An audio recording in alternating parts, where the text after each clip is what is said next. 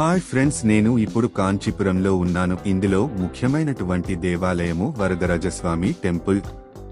దేవాలయాల నగరంగా పేరుగాంచిన కాంచీపురం శైవ సంప్రదాయం, వైష్ణవ సంప్రదాయానికి సమాన ప్రాధాన్యం కలిగిన పవిత్ర క్షేత్రం.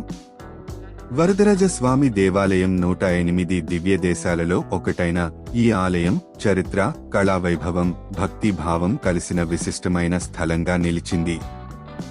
ఈరోజు మనం కాంచీపురం వరదరాజ పెరుమాళ్ ఆలయ చరిత్ర, ప్రత్యేకతలు, పురాణ గాథలు తెలుసుకుందాం.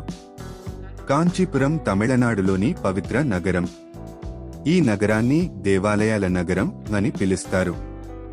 శైవం, వైష్ణవం, శక్తి సంప్రదాయాలకు సంబంధించిన అనేక ఆలయాలు ఇక్కడ ఉన్నాయి.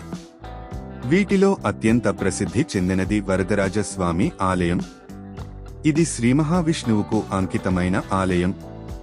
ఇది 108 దివ్య దేశాలలో ఒకటి కావడంతో వైష్ణవ సంప్రదాయ భక్తులకు ప్రత్యేకమైన క్షేత్రం.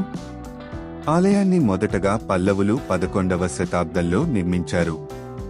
చోళులు, విజయనగర రాజులు, నాయకులు దీన్ని మరింత విస్తరించారు. విజయనగర సామ్రాజ్యం కాలంలో ఆలయం అత్యంత ప్రాభవంతో నిలిచింది. చరిత్ర ప్రకారం 16వ శతాబ్దంలో కృష్ణదేవరాయలు ఆలయానికి విస్తారమైన విరాళాలు ఇచ్చారు. ఆలయ పూర్వ చరిత్రను అత్తిగిరి మహాత్మ్యం అని పిలిచే గ్రంథంలో పొందుపరిచారు. ఆలయం ద్రవిడ శైలిలో నిర్మించబడింది. ప్రధాన గోపురం 100 అడుగుల ఎత్తులో అద్భుతంగా నిలుస్తుంది. గర్భాలయంలో వరదరాజస్వామి విగ్రహం కంచుతో తయారు చేయబడినది. 100 స్తంభాల మండపం కళాత్మకతకు ప్రతీక. ప్రతి స్తంభం మీద రామాయణ, మహాభారతం, పురాణ కథల శిల్పాలు చెక్కబడ్డాయి.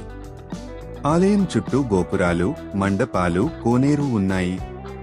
బ్రహ్మదేవుడు ఒకసారి అశ్వమేధ యాగం చేశాడు. ఆ యాగానికి సాక్ష్యంగా శ్రీ మహావిష్ణువు వరదరాజ స్వామిగా ప్రత్యక్షమయ్యాడు. అందుకే ఈ స్థలాన్ని అత్తిగిరి అని పిలుస్తారు.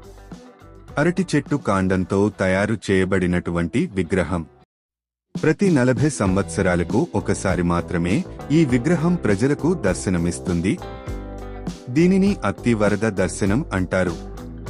అత్తి చెట్టు కలపతో చేసిన వరదరాజస్వామి విగ్రహం ఆలయ సమీపంలోని కోనేరు ఉంచబడుతుంది. 40 ఏళ్లకు ఒకసారి కోనేరు నుండి విగ్రహాన్ని తీసి 48 రోజుల పాటు భక్తులకు దర్శనమిస్తారు. ఆ సమయంలో కోట్లాది మంది భక్తులు స్వామివారిని దర్శనం చేసుకుంటారు. శ్రీరామానుజాచార్యులు ఈ ఆలయంలో కొంతకాలం నివసించారు. ఆయన ఆలయంలో పూజా విధానాలు, ఆరాధనా పద్ధతులు ఏర్పరిచారు. శ్రీవైష్ణవ సంప్రదాయానికి ఈ ఆలయం ప్రధాన కేంద్రంగా మారింది. ప్రతి సంవత్సరం చైత్రమాసంలో బ్రహ్మోత్సవం జరుగుతుంది. ఈ ఉత్సవంలో స్వామి వేర్వేరు వాహనాలపై అలంకరించబడి వీధుల్లో విహరిస్తారు. రథోత్సవం ఈ ఉత్సవంలో ప్రధాన ఆకర్షణ. దీపావళి, వైకుంఠ ఏకాదశి, శ్రీరామనవమి, కృష్ణాష్టమి వంటి పండుగలు కూడా విశేషంగా జరపబడతాయి. ఆలయం సుమారు 23 ఎకరాల విస్తీర్ణంలో ఉంది. పెద్ద కోనేరు, ఆంజనేయ తీర్థం ఆలయ ప్రత్యేకత. ఆలయం చుట్టూ పచ్చదనం, గోపురాలు, మండపాలు, శిల్పాలు ఆధ్యాత్మిక వాతావరణాన్ని సృష్టిస్తాయి. 100 స్తంభాల మండపం శిల్పకళలో అపూర్వమైనది. యుద్ధాలు, నృత్యాలు, పురాణ కథలు, జంతువుల ప్రతిరూపాలు అద్భుతంగా చెక్కబడ్డాయి. ఈ వరదరాజస్వామి టెంపుల్లో ఇంకో విశేషం ఏమిటంటే బంగారు బల్లి, వెండి బల్లిని ఇక్కడే మనము తాకవచ్చు. ఇక్కడే దర్శనం ఇస్తాయి.